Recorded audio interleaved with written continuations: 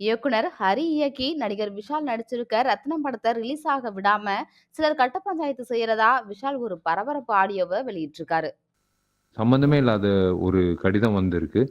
இந்த மாரி வந்து விஷால் வந்து ச காசு குடுக்கணும், பாக்கி இருக்காரு அப்படின்னு சொல்லி ஒரு நபர் வந்து குடுத்துருக்காரு. அவரு உங்க சங்கத்தோட ந மெம்பரும் கிடையாது.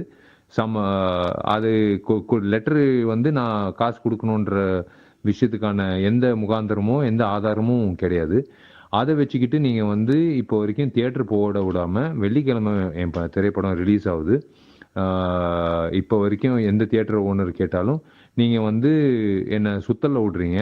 முதல்ல எனக்கும் அந்த நபருக்கும் சம்மந்தமே கிடையாது. ஒருவேள நான் குடுக்க வேண்டியதா இருந்தா, அது அக்ரீமென்ட்டா இருக்கா? விஷால் சைன் பண்ணியிருக்கானா? அந்த ஒரு பொதுவான ஒரு ஆதாரம் இல்லாம, நீங்க வந்து வெறும் ஒரு கடிதம் வச்சுக்கிட்டு, நீங்க வந்து எல்லா உரிமையாளர்களுக்கு வந்து நீங்க வந்து இந்த படத்த போடக்கூடாதுன்னு சொல்லி இப்போ வரைக்கும் வந்து என்ன சுத்தல்ல விடுறீங்க. அதாவது ஒரு நடிகன் விஷாலா நான் பேசிட்டு இருக்கேன் இப்போ. இதுக்கு பேரு வந்து கட்ட பஞ்சாயத்து.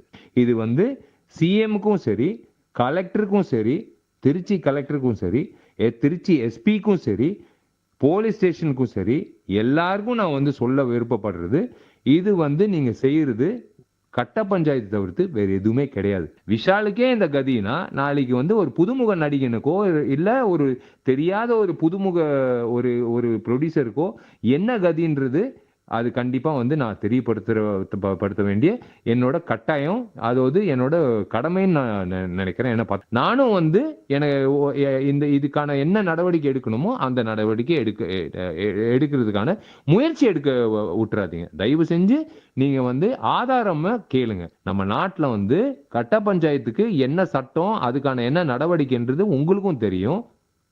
இதுக்கு மேல நான் இந்த பதிவ முடிச்சுக்கிறேன்.